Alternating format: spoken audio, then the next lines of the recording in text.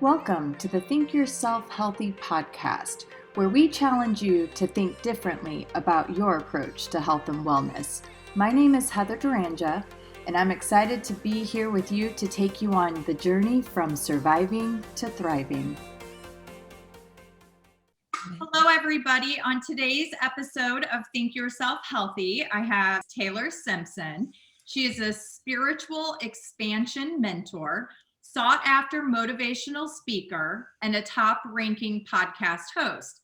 Taylor is passionate about helping women come back home to their inner truth by balancing their chakras and stepping into their divine feminine power.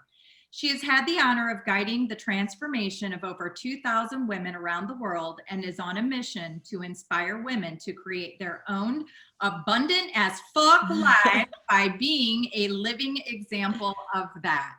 Wow, Tay, that is quite an introduction. Congratulations on all of your accolades. And I know one that's not mentioned is in here. You were just featured in Forbes. I was, and it's still very like, oh my God. Thank you. It was actually funny. Our mutual friend Melissa was with me when I got featured, and we were at a coffee shop later that day, and they're like, oh, what's the name to write on your cup? And Melissa was like, Taylor featured in Forbes. Just write down Taylor featured in Forbes. I'm like, oh my God. I love it. So I've got all the hype women around me to celebrate with. Oh, that's fabulous. Well, it's a very much deserved honor. So thank you. You've been working really hard, and it's great to see your hard work paying off and being acknowledged by the masses. It's also really exciting to see someone of your stature be featured, and because ultimately, you know, your business path isn't necessarily a traditional business path for business, right? So I think it's really awesome to see your work being honored and shared with the masses. So thank you, sister. So I'm really excited to have you on today. We have so many things to chat about. It's kind of a little bit overwhelming. It's like, okay, I have this very limited time with her. What direction are we going to take this? So I decided that we'll let the divine guide our conversation today and take us wherever it needs to. It's an honor to have you on today. Likewise. And I literally remember when we met, and it's like it's like a soul contract, right? Like I'm always reminding people about soul contracts. And while that event wasn't like perfectly aligned with my soul in the end, I met you, I met our sister Jess, I met so many amazing women that was like, oh, we were all supposed to be here. Like, holy crap. And I remember walking, it was like even before it started, it was at like a bar, a restaurant. And and you were standing there, and I was like, I know her. I don't know her, but I know her. And then immediately it was just like, oh, hey girl. Like, exactly. It's funny because I reflect back onto that event, and the event that we attended was nothing what we actually thought we were paying to attend, but in the end, I definitely justified the money I spent in terms of the friendships and the people that I was able to meet during that time. So that in itself was totally worth it. And I think that it was a good lesson for me of letting go of attachment to an expectation and being open to the flow of what was there for me to receive. And so I really spent the last year of my life really, truly trying to embrace that kind of mentality, mindset, especially with everything that's happened, because I know back in January of last year, we were both in Phoenix attending an event that was going to change our lives, and we were going to start hosting these amazing events for 2020. We had planned a trip to Greece. We had all of this amazing stuff happening, and then everything just came to an absolute halt. Yep. We'll get to Greece in divine timing. I know it. It's still clear as day for me. Yeah, absolutely. That was literally a dream vacation that was planned. And so I am knowing that it's going to be that or something better in our future. Exactly.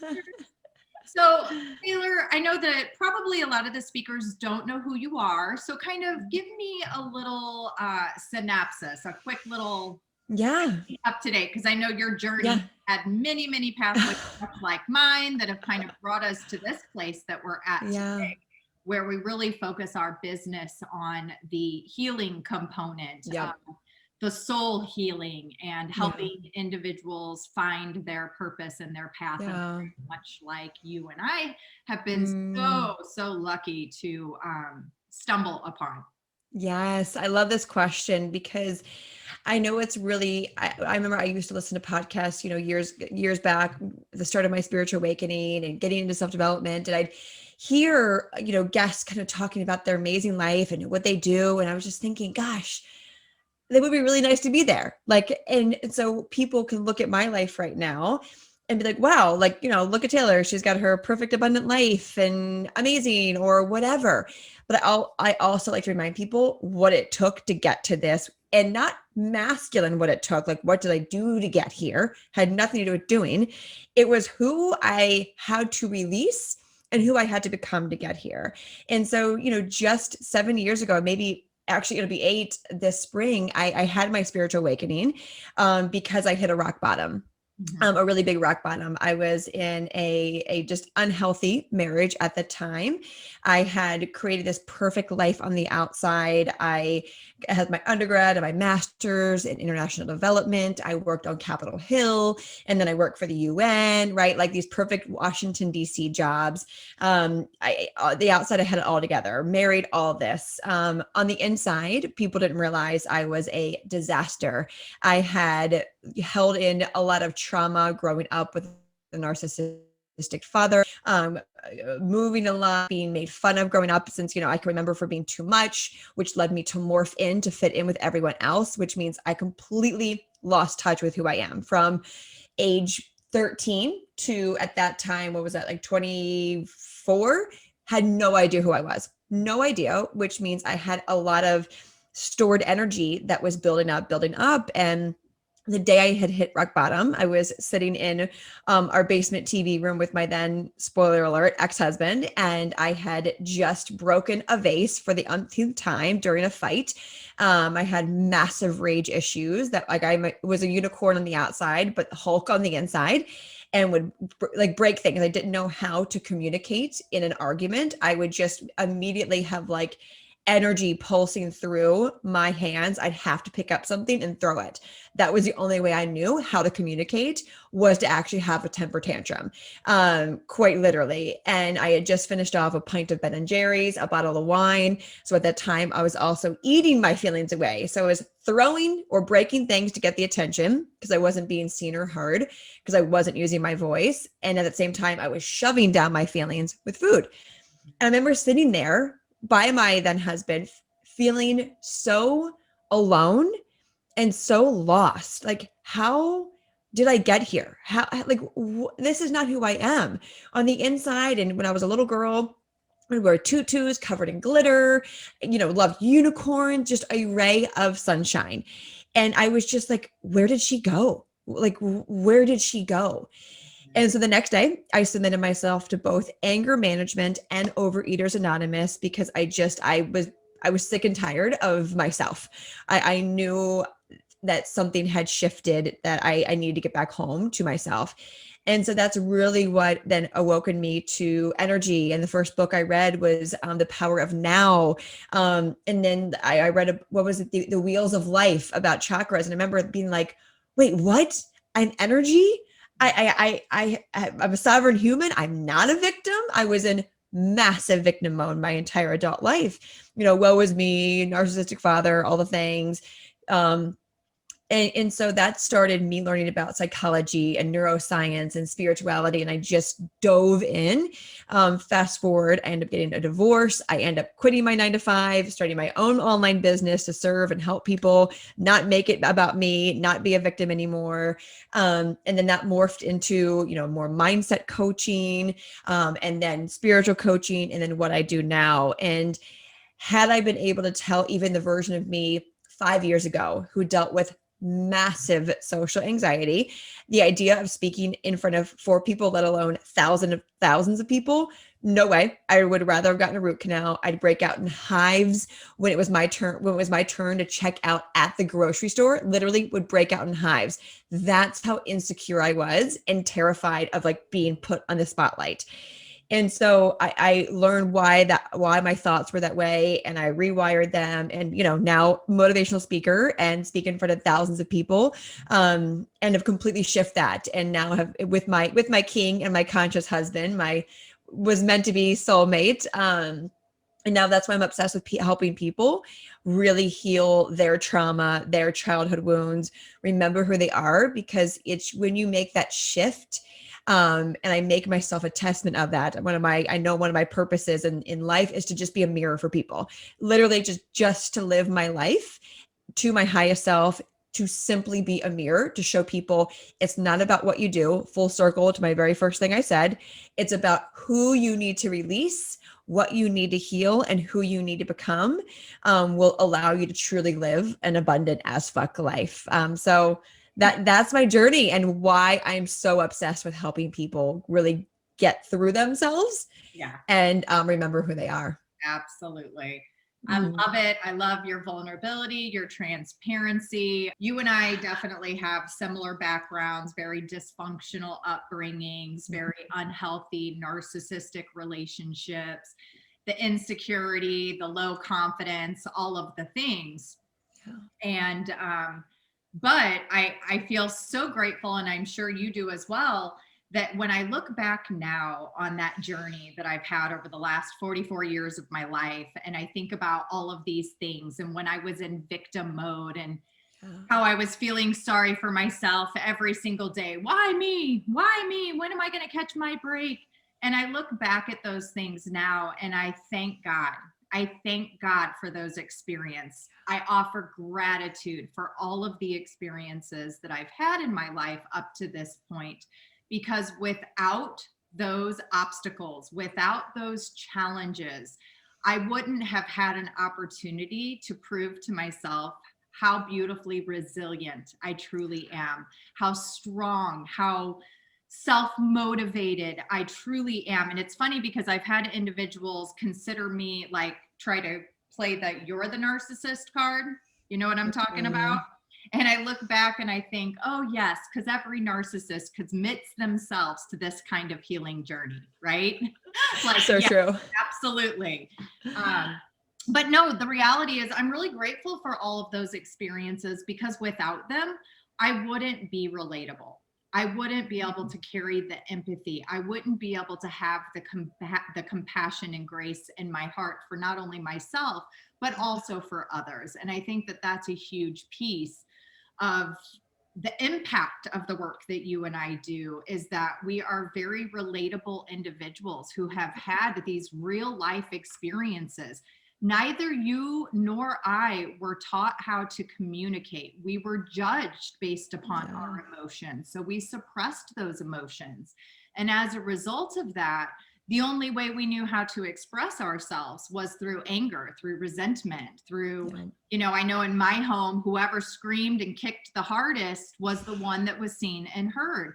And I remember being in my mid-20s in my marriage with my ex-husband, and him saying to me one day, like, hey, do you know that normal people can actually have a conversation? And I was like, wait, what the fuck are you talking about? I'm like, wait, that's not a concept I ever even had modeled in my home, in my upbringing. So that was like one of those, wait, you mean there's another way? What? Hey! And now it's so beautiful to be on this side, because I look back and, like you mentioning, being that mirror, when the old Heather would have been offended, when the old Heather would have been like reactional, the Heather that now stands before us is like, oh, I see what's going on here. They need to be seen. They need to be heard. I need to just listen, and I need to be able to show up in a compassionate way, and completely removing myself from the entire equation. This isn't about me. As much as I would love to believe it's about me, it's not about me. And I think that's a hard thing for people to understand, especially when we talk about the healing journey and going through the awakening process and being a mirror. Many just check out, right? They're like, I don't know, all of that sounds great, but looks pretty scary to me. So what do you think is one of the barriers, or what is the biggest barrier, do you think, that keeps people from being able to embrace their awakening? And everyone has a moment where they have that awakening, but many choose to ignore it and not embrace it. So what do you think? What do you think that barrier is? Where's the resistance? Yeah. And I love this question. I actually was just asked this question on a podcast yesterday. So I'm like, wow, there's definitely a theme in the consciousness, right? The collective right now. And I believe it's when we fear anything, right? Whether that's our spiritual awakening, whether that's taking action, it's all ego, right? Our ego knows that if I go through the spiritual awakening, if I do the deep work, that means, holy shit, there's going to be change on the other side. And change is scary because let me list 5 of the 15,000 reasons why our ego thinks change is scary. 1, who will I be at the other side of this? I might not know who the hell I am because I realize that everything I have believed in and how I've shown up is not who I am. 2, will people still love me on the other side? Will people abandon me because maybe they'll think I'm full of myself or they don't know me anymore? Another one is, crap, will my entire life change? Will I realize that I'm in a toxic marriage that I was blind to before? Oh my gosh, will I remember that I was sexually abused when I shoved that down? And then, holy crap, have to deal with. So it's really this list of like our ego wants to keep us in this little safe space. It's not like in a bad way because our ego is there to protect us, period. Ego isn't this evil thing.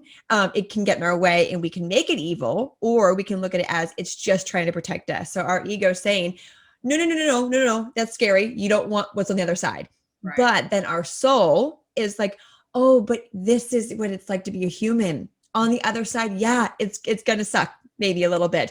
Yeah, you might have to rearrange your entire fucking life, but give it time. And before you know it, you'll look back and realize, oh my God, my life is so amazing. Why was I ever scared of doing this work? So I firmly believe it's just ego trying to protect us from change, because it will. Like all my clients joke when they like start doing the inner work. They're like, oh, it's gonna be fun in unicorns because Taylor's unicorns are rainbow. And then like 3 days later, they're like DMing me and be like, why am I crying? Why do I feel like I'm in more pain than before I hired you? And I'm like, great, keep going. You're on the right path. And before they know it, they've released, they've shifted, that sort of stuff. So really it is that fear of change and what that means to what we'll have to do in our life. Absolutely. I like the fact that you go there and you talk about the pain. Yeah. Many people think of their awakening as this beautiful, like you like to refer it to as rainbows and unicorn experience. Yeah. And the reality is, it's painful. It's ugly. It is not a pretty process. Mm-hmm. And I think that a lot of people who start to enter the process start to experience those emotions, and it freaks them the fuck out. And they're like, oop, maybe another day. I'll come back to this. I'll come back to this another day. And then spiritual bypassing. Yeah. Right? That's spiritual bypassing. Yeah, absolutely. And so then they, unfortunately, they don't make it to the other side, and they continue to stay in their negative healing loop. Yep. It's funny because 95% of what is housed in our subconscious mind are all fucking lies. Yeah. It's all lies. None of it's even ours. It's lies. But we literally spend an entire lifetime defending these lies that we've inherited from our environment, from our peers and grandparents and, teachers and other influential figures. Yeah. So what are your thoughts about that? Yeah. But like embracing like the pain, is that what you're asking? So much like, what are your thoughts around the fact that we believe nothing but fucking lies? And right now. Oh yeah. Yeah. We could go on and on and on about all of the lies right now. Yeah. and persuasion of our belief system. Yeah, I mean, like we're living in the matrix. So everything from the age of 5 and on is all projections onto us. And unless we have conscious parents to walk us through that, which most of us in our generation don't, like we now are that new generation of conscious parents. That's the goal, obviously, with the whole awakening. But like, I mean, even down to money, I help I used to be known as just a money mindset coach. And so I've helped so many women with this exact repeating story over and over again. I could teach it in my sleep, but so many money wounds, because money is such a heavy, dense energy. It could be light or dark, right? It depends on your view, but it's in everything, right? In order to live life, you need money. So that's why I like to use as an example, because it's everything. And when you realize all of your money stories, being conscious and aware of them and deciding if they're yours, are not yours. They're from Disney movies. They're from your parents. They're from the school bus. Every single money story, literally before you become aware, none of them are yours. And the best way to unpack those, as an example, easiest way, you get a piece of paper, put a line down the center. On the left, write down every money story you have right now, up until now. Money doesn't grow on trees. I have to work really hard to make a lot of money. Keep going. Then on the right, in Africa. Exactly. Yeah. Exactly. And then make a little mark by each of them. Who gave it to you? Mom, society, government, dad, friend, whatever, crazy rich uncle. Just a little note. On the right side, write your new story. I love knowing that money is just as easy to make as leaves grow on a tree, right? I love knowing that, the more I'm in my purpose, the more money I make. And so you consciously choose a new story for each of those. Now you can say, that's my story. That's my story. That's my story, not a bunch of other people's stories. And so that's a great way to really realize, oh shit, I have a list of 30 stories. Yep. None of them are mine. And that means, think about the energy, even break it down, the energy of each story that you had on the left side. All of those people's energies are literally sitting in your body.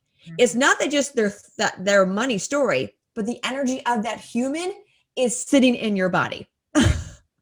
Like, which when you think about it, you're like, oh my God, I have 50 people's energy in my force field with their negative shit. Right. I don't want that. Like, I mean, you could micro it down and realize how heavy it really is. Absolutely. Absolutely. No, I feel so strongly. And it's funny because money was one of my biggest stories forever. I grew up in a very impoverished home and we were always broke. And, I heard all of the stories. You're going to have to suffer. You're never going to have enough. It was just constant. Yeah. And when I decided to finally just let go, because the money stories were something I struggled with for a very, very long time. And when I decided to just surrender and completely let go and say, you know what, if I am on mission, if I am living my soul purpose, then it's going to happen. Like, I am going to be taken care of. And I think many of us don't look at abundance as a whole. We only look at abundance from a perspective of materialistic means. And we really have to expand upon what abundance truly means. And once we can start embracing that, I think that allows for that energetic flow to come in more freely and open up those doors and opportunities that energetically we've been blocking. So when I was able to finally do that, it was just such a blessing, like literally the best thing that ever happened. And then opportunity after opportunity started presenting. And I really found myself in my true life purpose, showing up and serving in a way that fulfills my heart and soul so magically. And I wake up blessed and grateful every day getting out of bed to do the work that I have an opportunity to do. Love that. Yeah, it's a beautiful thing. So I want to ask you a question. Many people, I don't know about you, but I know for myself with the awakening process, it's a long time. Yeah. Happen overnight. Right? Lifetime. Yeah. I mean, we'll die never having fully awoken. And that's my goal. I don't want to be like fully woke. That's boring as fuck. It's so funny because I was encouraged to recently watch all of the Star Wars series from opposite, like from the last one made to the oldest one made. Yeah. And it's so funny because I'm going through all of these Star Wars movies and I'm like, you mean to fucking tell me that the whole time the answer to life literally has been in Star Wars? I'm like, they pretty much everything. They like literally tell us every little secret that I've had to uncover along my awakening journey. And I'm like, man, this is some bullshit. I should have bought Clip Notes version of the awakening process via Star Wars. Compliments of Yoda. Right? It's so crazy. But I want to ask you, on a serious note. So, I know for myself that since I've gone through since I'm going through the awakening process, and like you mentioned, it's an evolving process. It'll never end. I have found myself really struggling in many ways to coexist in today's society. Yeah. Yeah. So let's talk about that because I think that that's something that we don't shed enough light on with this journey, is that it can be very isolating. It can be very challenging. It can, as much as it is fulfilling and rewarding and magical and all of those things, there's still a dark side to the awakening process that can be very challenging. Yeah. So, let's talk about that. What are your thoughts? Yeah, it's the best way to really get into that understanding of like, okay, what is out there, the darkness or people that are still asleep? My best thing is to go to the grocery store and be reminded of that situation. Especially right now where people, it's a massive polarity. Like you can tell very quickly who's still asleep and who's not. Like, I mean, we may as well be wearing badges. And so that's the quickest way to be like, oh, yeah, right. Exactly. Yeah. I'm like, that's where we're going. That's a whole other story. I'm like, and North Korea. And so really at the beginning of the whole kind of lockdown, I really struggled with this, from a very like judgmental place of like, do they not fucking understand? Like we're waking up. Why are people not doing this? Like, it's very obvious what's happening in the world right now. And so I was getting frustrated of like banging my head in a wall. Like, why do they not see this? And then I realized, okay, my purpose in this lifetime, as we each have our own unique purposes, is to be very verbal with my beliefs of what's going on, to awaken people in my community who still aren't awake yet. So an activator, right? My role was to be very much a polarizing, lovingly obnoxious activator was really my theme for that. And so that's how I was able to take my power back and be empowered versus disempowered of like, what the fuck, to, okay, how can I, even in my bubble, in my vortex, activate people so they aren't the ones out there at the grocery store or in public still asleep? Mm-hmm. And so it was really shifting from the place of judgment to compassion, judgment to understanding, judgment to activating. Otherwise, it's easy to then get into victim. I see so many spiritual people who are woke and talking about spirituality, but very much still in victim of like, it's hard to be an empath in today's world. I can't, like, it's like, like, did you see what you just said there? Right. Like, I get a funny meme here and there. Like, I love a good meme where it's like, what are you doing tonight? Nothing. And you're at home, like eating snacks. I get it. Like I am an introvert and an empath, but that doesn't mean I need to be a victim to that. Right. And so, really, if you're listening and you're thinking, it's really hard for me to be around humans right now, and to not feel maybe weighed down or negative, use that as an opportunity to what still gets to be healed in you, or how you can create a protection bubble around you, or how you can make sure you fill your cup up, so that way the heaviness of the world or other people don't take you down. And so, if you're feeling by yourself, if you're feeling like you're going on this path alone, remember that there are other women out there that are on the path with you, but you have to put yourself out there and stop being a victim in order to meet them. That's where joining like, online virtual programs. I know like one of my favorite things to see is the women who are in my programs get together in person or have virtual dates. Like they wouldn't have met or collaborate in business ideas. That's wild. They wouldn't have met each other if they just didn't put themselves out there and join, a program or whatever, fill in the blank. And so it's really understanding, okay, there are other humans like me. Great, go get around them. But it's also just as important to be around polarizing people so you can remember how much work you still have left to do, right? If you're listening to this podcast, you're a light worker, whether you know it or not. It's your responsibility to remember that there's people that still need your support, that are still asleep, versus like, oh, it's all light and love. Let's just stay in my bubble and only around my people and protect my energy. I hear that. And it's like, no, your job is to get in the shit with people who need your medicine, who need your support. So that's kind of how I do that dance and how I recommend people do the dance of, yes, be the light, be the love and light, but also like get into the shadows of other people. So you can do your job of being that light for them. Yeah. I like to call them matrix agents. Yep, exactly. Like to try and trigger us. They'll have some work to do. Yep. And then you're like, damn. All right, fine. Put my big girl pants on. Here for it. I'm here for it. It's time to do the work.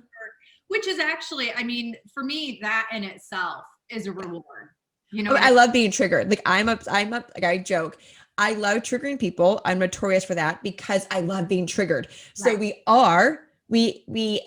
energy we release is the energy that we are. So people are like, you're so triggered. And I'm like, I know, because I love being triggered. Like when someone triggers me, whether that's at the grocery store, someone who I look at and judge immediately, right? Like, wow, really?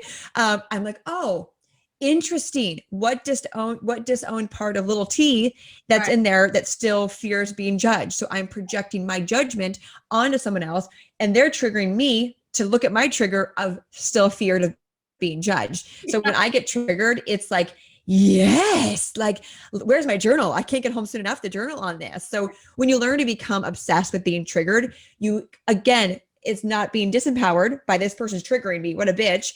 It's, oh, thank you for empowering me to look at my own wounds that I get to heal. Not that I have to heal, that I get to heal. Absolutely. That's beautiful. Thanks for sharing that. Yeah. I've been hosting healing ceremonies.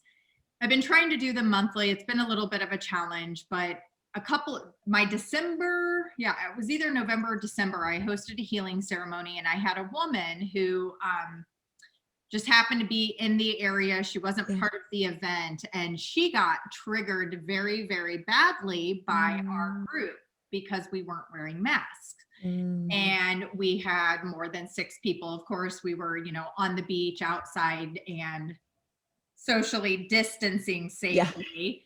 Yeah. And it was funny because she just wouldn't go away. And she just kept running up to the group and she's taking off her mask and she's screaming, "You're not wearing masks," and she's yelling and da da da da da.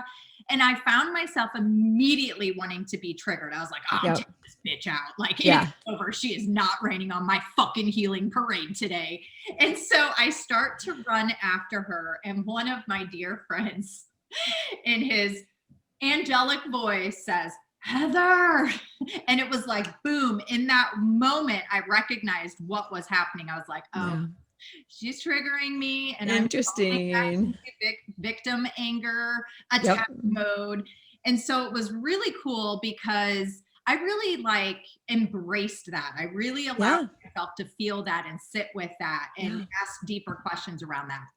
And so with this one that I just hosted over the weekend, I had a location that was planned, and then the day before I get to the location and the ocean had washed nothing but rocks all over to the beach. So it wasn't going to be an ideal area for us to host this event. So I had to change the location last minute. And I woke up that morning and I said, whatever is in my highest and our highest, greatest good is going to, show up today. I'm not going to freak out about the details of exactly where I'm going to be doing this. Whatever is meant to be is going to be provided. So I was provided with the most beautiful location. Everything was perfect. The ceremony is getting ready to begin. And then here come the sheriff's department. And I'm like, all right, let's do this. And so I walked up and I talked to them, and they were super cool. They were very curious. They wanted to know what we were doing, gave me some tips for moving forward, things that I can do to make it a less of a, I don't know what the word is, but a more enjoyable experience without causing a lot of, you know what I'm trying to say. Yeah. So I was really proud of myself after that experience to reflect back and say, okay, well, this time they sent the sheriff's department, and I did not allow myself to get all frantic and pissed off and angry, and everything worked out exactly as it was supposed to. And it was a really beautiful moment to be able to celebrate in the end. So love it. Anyway, yeah. So all of the good stuff. So with everything that we've got going on right now, this week specifically is a big week for us in the US. And individuals over this last year going through their awakening process. Do you feel like 51% of the population has woken up, or do you think there's still a lot more work to be done? Oh man, I think only 2% of the population has woken up. Like, it's like, I always think that, again, growing the grocery store, I'm reminded that we're a very small group, especially like when you're awoken, you become more protected of your energy. Therefore, the only people that are in your life, you only allow people who are matching your frequency. So then we automatically go into this place of like, oh, everyone's awake. Like, look at all the people around me. They're awake. Yes. And then it's like we pull out, like, and my husband and I have this conversation all the time. Like, he reminds me, I'm like, look, everyone's waking up. And he's like, let's zoom out. Let's just zoom out. And I'm like, fuck, we got a lot of work to do. Right. It's like the 1%ers, like the billionaires of the world. That's like the equivalent. Yes. Every day more people are waking up. But this is just the start. Like, this is like literally just the start. And so, I look at that as a cup half full versus half empty. Well, we're only like 2% of the world. That's still 1% more than it was last year. And then it causes the trickle effect, because the more lights that get turned on, the more shadows are start to revealed, which means more people wake up. So it's kind of this ripple effect. So yeah, we've just begun. Like, shit's that's why all this stuff's breaking, right? Everything is breaking, everything's crumbling, because more lights are being turned on, which is revealing the shadows. People are always like, wow, 2020, it seemed like everything was like, all these things were coming out and being seen, and corruption, and I'm like, no, it's always been there. It's not all of a sudden 2020, it just like skyrocketed. No. Always been there, forever and always. People are just waking up, and energetic lights are seeing it. So it's nothing new. And so that means the more and more people wake up, the more and more things are going to crash. And so if people thought 2020 was a shit show, I'm like, no. But yeah, we got a lot coming for us. Everything needs to break. The whole world needs to break. Like, and I cheer it on. And that's perspective, right? You can look at it as 2020 was a shit show. For me, it was my best year yet. And if that triggers people, you're welcome. But because perspective, it's wow. Right. Did I have to change things in my business and change plans? Yes. Everyone was affected by it, but it's your perspective of how you dealt with it. And so I choose to look at it as, yay, keep breaking. Even if that involves in my life, keep breaking. That way I can continue to be the light worker, and then we all can continue to be the light worker that we are, to lift the things up and build anew in a more high vibe way. Yeah, definitely. I feel like we're in the process of finally the first steps towards creating that heaven on earth. And I think that our educational institutions, our medical practices, our practices, like I'm not going to lie, as a healthcare practitioner, it pisses me off to the core of my being to see in the media, wear a mask, stay inside. This is what's going to keep you protected. Get the vaccine. And it's like, what about the food that we're putting vitamin C, vitamin D, zinc, B12, like all the mushrooms? Fill your body with mushrooms, and you will not get sick. So it's just like, we're so ass backwards. There's so many things that need to be corrected. and we're being given opportunities to start that process and allow for those things to unfold, which is really exciting. I have a question to ask you. So I myself like to refer to, really, I feel like I'm operating in a fifth dimensional being right now. Like I'm operating in 5D, and some are still stuck in the 3D trap. And when I'm when I'm interacting with the 3D, it's like, whoa, wow. It's so crazy how much you see it. Like you literally can see the matrix. You can see it. You can see the frequency. You can see the biofield. Like you can see it all. And so it's really exciting for me to see others having an opportunity to wake up and starting to expand and things to start evolving in the right direction. Yeah. Very, very exciting. And it's also really awesome to have friends like you that I can have these kind of conversations with, and them not look at me and say, are you one of them fucking conspiracy theorists? Are you one of them? Are you one of them? I'm like, no, I'm not a conspiracy theorist. Yeah. Like, the reality is, once you've gone through your awakening process and you start to see the agenda behind a lot of the practices that we have in the United States, especially pharmaceuticals, our medicine, our food, those things, when you start to rewatch TV and movies from the past, all of a sudden you're like, wait, they were fucking telling us the whole time. Like they've really been telling us the truth the whole time. Or programming us, right? Either or. Absolutely. And we just weren't in a place where we could actually see it. We weren't open to receiving that. It's funny because I read the book, The 4 Agreements, many years ago. Are you familiar with that? Oh yeah. I read it. Like that was like probably the third book I read. Yeah. So I read that book many years ago. It was very impressionable, had a huge impact on me. And for some reason, about a month ago, maybe a month and a half ago, my intuition said, read the book again. So I read the book again, but this time when I read the book, I was like, wait, how did I miss all of that the first time around? I'm like, wait, I don't. Totally different perspective. Right? It's so funny that, when we talk about our subconscious brain, and earlier you were mentioning it's not good or bad, it only knows safe and alive. It literally, its only job is safe and alive. And so as we start to awaken and as we start to challenge and evolve our perceptions and our perspective of things, we start to form our own individual beliefs.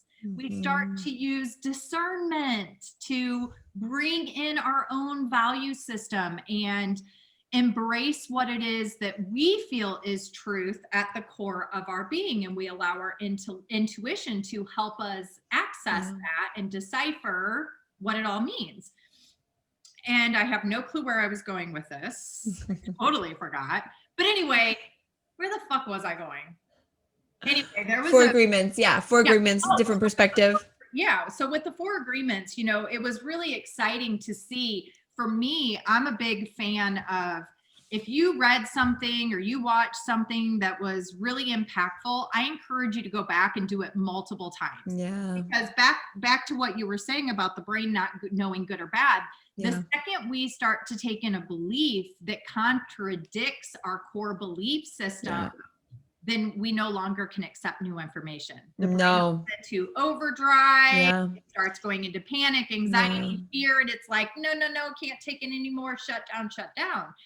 And so for anyone out there, if you're a big fan of podcasts, audible books, reading books, I encourage you to go back and listen multiple times, because every single time you are introduced to information, you're going to continue to expand your understanding of that information based on where your perception is at that time. Or even reading books that actually don't align with you or that have the opposite beliefs. I always remind people, who listen to my podcast, like sometimes like some episodes where I, go in on something really deep and I'm like, hey, I want you to question everything I'm about to share with you. I want you to go educate yourself on the opposite belief.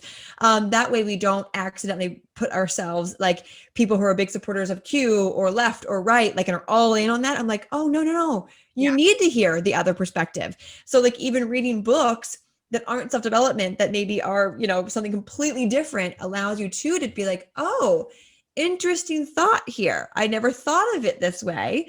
And then, and you've inspired me to go back and read Four Agreements again. It's been probably 7 years since I've read it. I definitely need to read it again. Yeah, it had been a really long time for me. And it was so funny because I have a core group of light workers that I am so grateful to have as my family. And so we took a trip to Nevada. We were going to the desert to set some intentions and do some activating and anchor some codes. And it was really exciting because I was like, hey guys, I want you guys to listen to this book again. Everyone had read it. And then within the first 6 minutes, we were all looking at each other. And we were like, how the fuck did we miss all of this the first time? Like literally we were like, wait, so what? True. Oh my God, this is awesome. And so I literally bought a ton of those books, and around the holidays, I was just literally handing them out to people like, here, you need to read this. You need to read this. You need to read this. And I got lots of great feedback from individuals saying, that it definitely was an impactful book and made a difference. So I can't wait to hear your thoughts after you go back and I'll do it, girl. Yeah, that's awesome. So where do you think we're headed as a collective? Where are we going? Yeah, I mean, we're going down first. That's really what it is. That's like I joke with people, but it's serious. I'm like, just be ready for to have to hold your light even brighter when it's going to get heavy, in order to we're in the heaviness right now, but in order for things to keep breaking so we can recreate new in a more higher frequency way. So that just means that everyone needs to and makes it their responsibility to do that inner work. That's so important right now. So everyone's priority should be literally to be doing the inner work every morning, a morning routine. That way you can actually hold up the energy of the people who are still asleep. Which I know a lot of people are like, well, that's a big responsibility. I don't want to. I'm like, well, you chose to be alive in this lifetime. Therefore, it's your fucking responsibility. We fucking picked it. We chose to come here. We literally chose this shit. Exactly. We chose it. And so therefore, we have to make it our responsibility to do the inner work. And, I speak to a lot of business on business podcasts and business other people's coaching programs as a spiritual mentor, because I remind them, you can have every single strategy in your business, every funnel, every launch. But if you're not doing the inner work to make sure the frequency of all of that is high, that you don't have any unworthiness wounds, any childhood wounds, any money projections that you're throwing at your future clients, that stuff will work, but not nearly at the level that it's meant to work at. And so that's why no matter if you're an entrepreneur, a mom, or whatever, inner work to be the best version of you should be everyone's priority, while the collective continues to break and crash. So that way, when people are beginning to wake up, you're like, hey girl, I got you. Right. When they wake up to the matrix, they're like, oh my God, what have I been doing? Your cup is overflowing because you've made doing the inner work your priority. Right. Absolutely. I feel very strongly that individuals like us, we've gone through this process much sooner than many others. And that's intentional so that we can be there to truly support and serve those that are going to go through their awakening in masses, in large numbers. We're going to need a lot of support over the next several years to come. And so I feel really excited that I chose this lifetime. I picked this experience to come here and serve this purpose, which is really awesome. So what are your thoughts around God? Where does God fit into this whole collective experience that we're having here now in 2021? Yeah, I believe, in more there's God in the universe. They're equivalent to me. There's definitely a higher power that's organizing this, and that higher power is supporting us more than ever to really wake up. That's why it's so important to own your purpose, own your truth, do the healing. That way God can work through you, because I'm God, you're God, we're all God. We're just literally the tentacles of God. So it's he's not, I don't put this God or the universe on a pedestal, because I am it and it is me. Therefore, if the universe created the entire universe, that means I am the universe. Therefore, I have so many more powers that I haven't tapped into. And same with everyone else. We're all connected. We're all mirrors of each other. We're all literally come from the same exact cloth. And so really, God's role in all of this is to remind people that we are it and it is us, and to actually own that, and to actually believe that, and to actually make that our truth. So it's a guiding force, more powerful than ever, I believe, right now. Oh, absolutely. I love that. For sharing. So what's next for you, girlfriend? Where are you headed? Yeah. Oh my gosh, all the things. Yeah, we are in the process of buying land in Costa Rica. As outsiders, it's been, it's a fun journey. So we'll be building our dream vacation home, aka everyone in my life jokes that it'll be my home and Johnny can come visit. Everyone's like, so like, is this like a vacation home or full time? I'm like, well, whatever you want to call it. I'll be there most of the time. And so we joke about that. I'm like, babe, you can come visit me whenever you're free. But yeah, that's exciting. And we've just got, in the business, we've got Ascend opening up the end of February, which is like my baby, my pride and joy. And that's really it. Like those are my main focuses right now is Ascend in Costa Rica and just literally living my life to the fullest to show people what they're possible of. We're actually headed down tomorrow morning to go close on our US home. And so, yeah, just like doing all the things that feel good and that are easy, right? That's my rule is if it's not easy, it's not for me. And I will drop it like that if it's not easy. Easy as an alignment, right? There's going to be challenges like buying land in Costa Rica is going to have its challenges, but it's still aligned. So yeah, that's what I'm stepping into is just continuing to allow things to be easy, continuing to be a mirror for what's possible in people's lives, and to help activate them and help teach them how to be their own healers. Because I don't want to be their healer. I want to teach them how to heal themselves. Absolutely. I love that. So beautiful.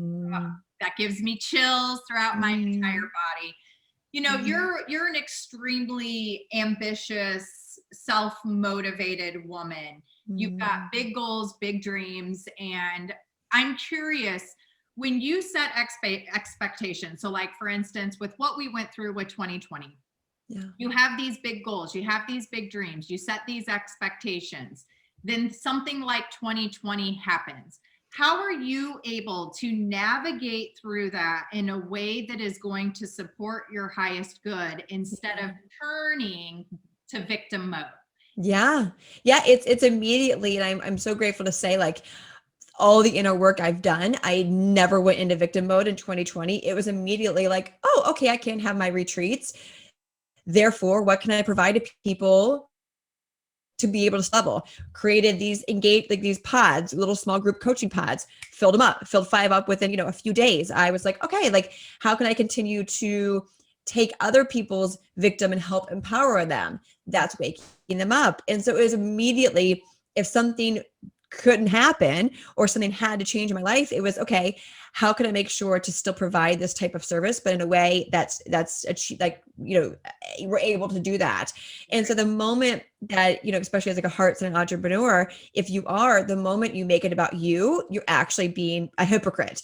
And so it's like, if you're a light worker, heart service-based business, it is 100% about the people you serve. And the moment you're like, oh, woe is me, I can't have my thing, my launch didn't go well, like, ew, right? Like I say that jokingly and a trigger, like, ew, and so the moment you take it off of you and make it about how can I just make an impact, you will literally attract everyone you need to support. That's the funny part. Like we're like, but how? But is it going to be easy? Yes, it gets to be easy because you're in the frequency of inviting people into your life that you want to serve. Right.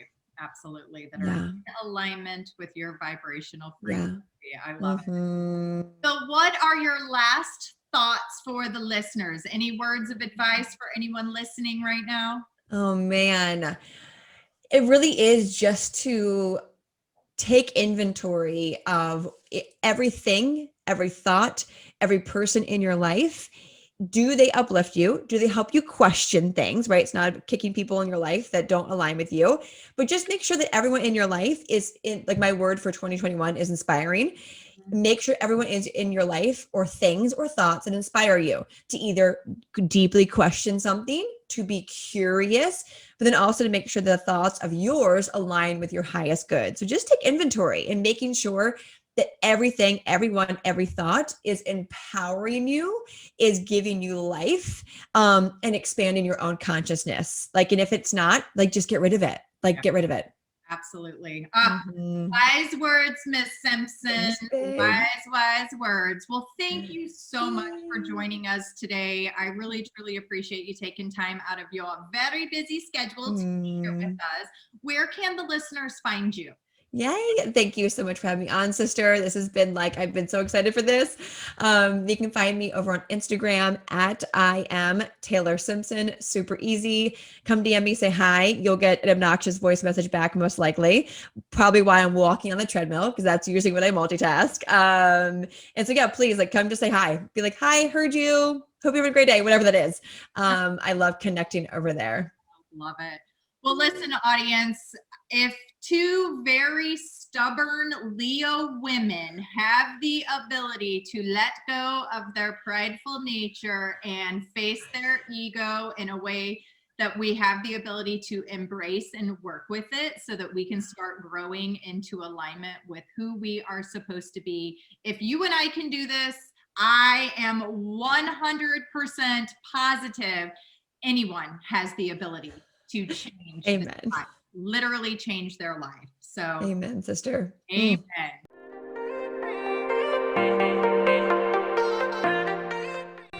Thanks for joining us on the Think Yourself Healthy podcast. Make sure you leave a review and let me know what you think. I love reading your feedback. Come hang out with me on Instagram at Heather Duranja, and don't forget to take a screenshot that you're listening to the podcast and tag me. I love to share it. See you on the next episode.